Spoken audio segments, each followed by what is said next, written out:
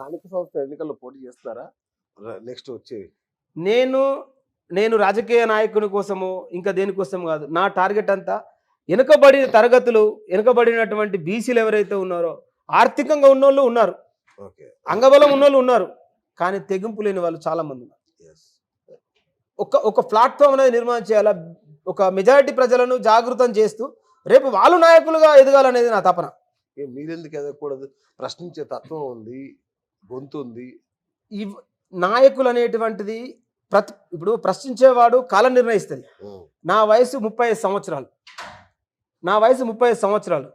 నేను ప్రజల్లో నా టార్గెట్ ఒక 10-20 మందిని స్వశక్తిగా వాళ్ళ పోరాటానికి కానీ, ఇవాళ ఒక గొప్ప నిర్ణయం, త్వరలో ఒక గొప్ప నిర్ణయం తీసుకుపోతున్నాం. ఇవాళ బీసీ రిజర్వేషన్ చేస్తాం, కుల జనగణన చేస్తాం, తర్వాతే సర్పంచ్ ఎలక్షన్ పెడతామని చెప్పి కాంగ్రెస్ ప్రభుత్వం హామీ ఇచ్చారు. ఇలా కుల జనగణన చేయకుండా నువ్వు మన సర్పంచ్ ఎలక్షన్లు పెడితే బీసీలకు ఒరిగేదేంది, మెజారిటీ ప్రజలకు ఒరిగేదేంది? ఇవాళ మేము వాళ్ళ డిక్లరేషన్ కోసం వెయిట్ చేస్తున్నాం. ఎప్పుడైతే బీఫామ్ వాళ్ళు ఎప్పుడైతే అది ఇస్తారో, అనౌన్స్ చేస్తారో, అప్పుడు ఒక పోరాటం, రాష్ట్ర వ్యాప్తంగా ఒక పోరాటం కొనసాగించడానికి మేము రాష్ట్ర వ్యాప్తంగా ఒక ప్రణాళిక రూపొందిస్తున్నాం. అది త్వరలో 1 by 1 ఇలా నరేష్ అన్నట్టు ఒక్కడు కనబడుతుంది. రేపు చూడండి 100 నరేష్లు 1000 నరేష్లు ప్రశ్నించే వాళ్ళుగా, ఏ ప్రాంతం నుంచి ఆ ప్రాంతానికి ప్రశ్నించే వాళ్ళుగా ఈ యొక్క అధికార పార్టీ వైఫల్యాలను వీళ్ళు చేస్తున్నటువంటి కుట్రలను తేటతెల్లం చేస్తూ మెజారిటీ ప్రజలకు ఒక భరోసా, ఎందుకంటే తీర్మార్ మల్లన్న అనేటువంటి ఒక వ్యక్తి ఎదిగిండు, అప్పుడు చాలా గొప్ప విషయం, నేను దానికి అప్రిషియేట్ చేస్తా. కానీ నువ్వు ఎంతైతే ఈ షార్ట్ టైంలో 4 సంవత్సరాల్లో ఎంత షార్ట్ టైం అయితే ఎదిగినావో, అంత షార్ట్ టైంలో నీ వ్యక్తిగత వ్యవహార శైలి కావచ్చు, నీ యొక్క బిహేవింగ్ కావచ్చు, నీ యొక్క రాజకీయ అంటే నీ అధికార దాహం కావచ్చు, అది నేను కుక్కడి వీళ్ళతో మళ్ళీ కింద పారేసింది. అలా ఒక వ్యక్తి మీదనో ఒక నాయకుని మీదనో సమాజం డిఫెండ్ కావద్దు.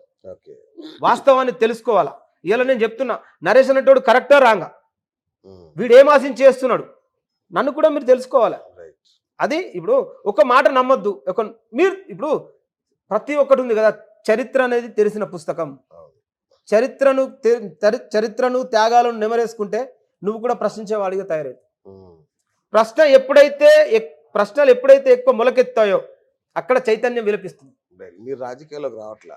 నాకు రాజకీయ నాయకులను తయారు చేయాలా. ఈ మెజారిటీ బీసీలు ప్రశ్నించే గొంతులుగా తయారు కావాలి. రాజకీయంగా ఎదిగినప్పుడే సాధ్యమవుతుంది. Okay, right. మీరు బీసీ వాదాన్ని నరాల్లో ఉంది, రైట్. సో ఒక మంచి బీసీల చైతన్యానికి సంబంధించి ఒక మంచి పాట మా కోసం. హరే బీసీ మన రాజ్యం వచ్చే రోజు ఎన్నడో, హరే బీసీ మన రాజ్యం వచ్చే రోజు ఎన్నడో, అరే బీసీ మన బతుకు మారే రోజు ఎన్నడో, అరే బీసీ మన నాయకులు ఎప్పుడైతారో, అరే బీసీ మన బాధ తీరే రోజు ఎన్నడో. చేనేత మగ్గం జీవిత ఆధారం, ఏదంటూ అడిగే జీవనాధారం, నడుముకు మోకు గట్టి తాడి సెట్టుకెగబాకే, మోకు ముత్తాడు అడిగే నా వాటేదని, 300 కాపులు పెరిక ముదిరాజులు, వడ్రంగి బాడిసే మంగళి కత్తెర అడిగే, బీసీ మన రాజ్యం వచ్చే రోజు ఎన్నడో, అరే బీసీ మన బాధ తీరే రోజు ఎన్నడో. ఇలా కుమ్మరిగుండ, సాకలి బండ, మురికి బట్టలన్నీ మల్లె పువ్వుగా చేసే, మురికి బట్టలన్నీ మల్లె పువ్వుగా చేసే, ఉతికే సాకిరేవు అడిగే నా వాటేదని.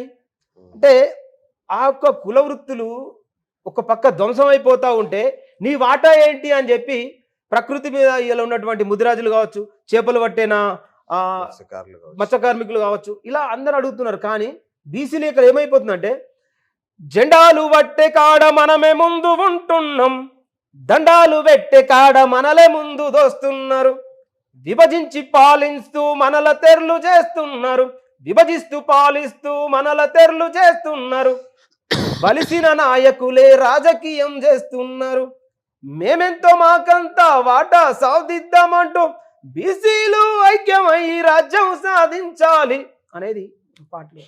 సూపర్ అన్న, వండర్ఫుల్. సో యువత, ఇప్పుడు మీరు యువతరానికి ప్రతినిధి, ఎట్లా ఉంది యువతలో? ఇప్పుడు మీ భావజాలం వెళ్తుందా, యువతరానికి అందుతుందా? యువత ఏ స్థితిలో ఉంది ఇప్పుడు అసలు? మెజారిటీగా ఇప్పుడు తెలంగాణ రాష్ట్రంలో చూసుకుంటే, అవునన్నా కాదన్నా, ఒప్పుకోకున్నా, ఒక లక్ష్యం కోసం పోరాటం చేసే యువత అలసిపోయింది. ఒక ఉద్యోగాల కోసం పోరాటం చేసే యువత గడిచిపోయింది, ఏజీ రైట్ ఏజ్ పెరిగిపోతుంది. అంటే వీళ్ళను హింసించి హింసించి పోరాడిపిచ్చి ఏం చేస్తావురా అనేటువంటి పరిస్థితికి ఈ నాయకులు ఈ పాలకులు తీసుకొచ్చారు. ఇవాళ అనేక ఇప్పుడు బీసీ ఆల్బమ్ మీద కూడా ఒక ఆల్బమ్ చేయబోతున్నాను. ఓట్ల పండుగ అయిపోయింది, దాని మీద కూడా ఒక ఆల్బమ్ చేయబోతున్నాను. ఇవాళ యువత చెడుదారి పడుతుంది, గాంజా డ్రగ్స్.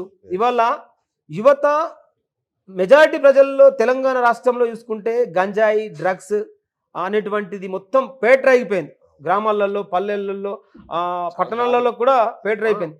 ఇవాళ ఎదుగుతున్న యువత ఒక్కసారి ఈ బోన్ చూడండి, చెస్ట్ చూడండి, చెస్ట్ ఏ విధంగా అయిపోయింది. ఈ బొక్కలు తెలిపిస్తున్నాయండి, బొక్కలు కనిపిస్తున్నాయి. నైట్ అయితే ఎక్కడ ఏం చేస్తుండో ఆయనకు తెలుస్తలేదు, అట్లాంటి పరిస్థితి ఉంది. కాబట్టి యువతను ఆల్రెడీ ఎంతో యువతను మొత్తం ఖరాబ్ చేసింది. మొత్తం వైన్లు తాగిపోయడం, ఓట్ల పండుగ వచ్చిందంటే తాగిపోయడం, చేపియడం. ఎందుకు? వాళ్ళ చైతన్యాన్ని దెబ్బతీశారు వీళ్ళు, వాళ్ళ బతుకుదెరువు మీద దెబ్బ కొట్టారు.